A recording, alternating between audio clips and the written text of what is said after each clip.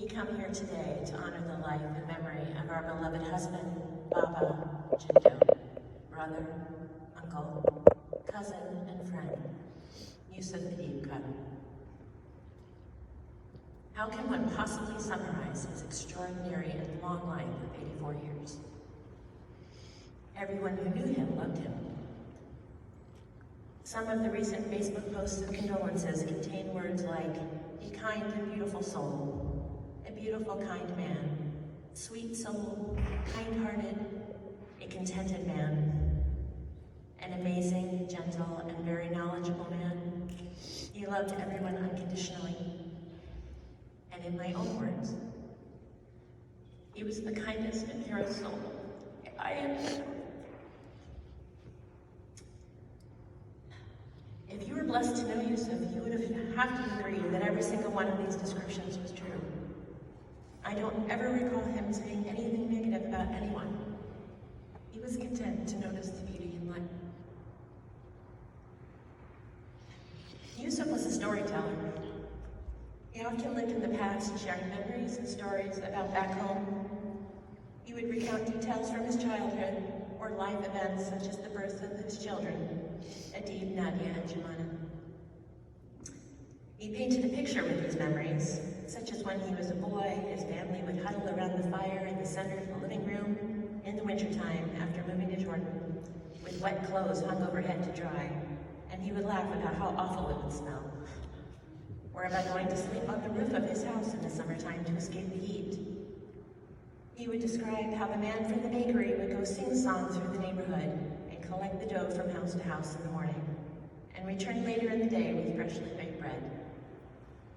Yusuf would rhapsodize about the freshness and flavor of everything from back home. He often reminisced about his time in the Boy Scouts, such as his time his troop traveled to Egypt, or when he would go hunting for birds. He'd share stories of his schooling with the nuns. His eyes would light up as he recalled setting his eyes on the most beautiful woman he'd ever seen. And then he knew that she was the one. 55 years of marriage later, he still loved Marika as much as the first time he saw her.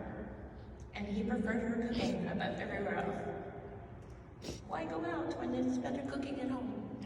I love Marika. He would share stories of working at the bank, both back home and here in the States. He and Marika worked tirelessly to run their many restaurants, and he would often talk of their employees or their customers. After he retired, he worked tirelessly for his children and his 7 grandchildren. Nina, Suze, Nicholas, George, Ramiz, Anna, and Shane. He always went ahead without complaint. His was a life of selfless service, and I always admired him for that.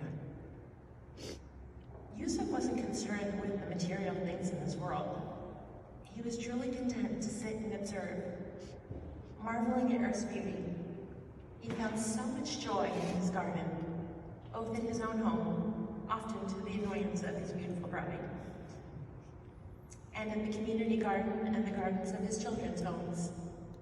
He was forever planting new trees or starting new flowers from seeds. His knowledge of plants and flowers was astonishing. He could name almost any common plant by its Latin name, and he would study his books and magazines on them for hours. I will forever think of Yusuf when I see a cyclamen that she told me once was his favorite. Yusuf adored music, calling it the international language. He and Suze even wrote a song about it, which was playing when you came in. And for years he would tell me about his idea of creating a new musical scale, which was above my understanding, but I also recognized it as something genius. His grandchildren didn't fall far from the tree in that regard, and undoubtedly inherited that musical gift from him. Most of all, his true treasures were his family. He lived and breathed for them and would do absolutely anything for them without question. He so often said to me, "This is what I like, seeing my children and my grandchildren around me and happy. This is when I am happy." final days, he was able to see each one of them, and he felt the love that we all had for him. May we all be so blessed. So if there is a way to sum up Yusuf's long and extraordinary life, it would be this: have faith and serve God. Cherish what is truly important. Serve others. Love and accept those around you, and don't spend energy on things that at the end of the day don't really matter. Wonder at the simple beauties in life. Be grateful for what you have. Be content. Be at peace. Thank you, Yusuf, for your beautiful, kind, knowledgeable, gentle, contented, and pure soul. We all love you.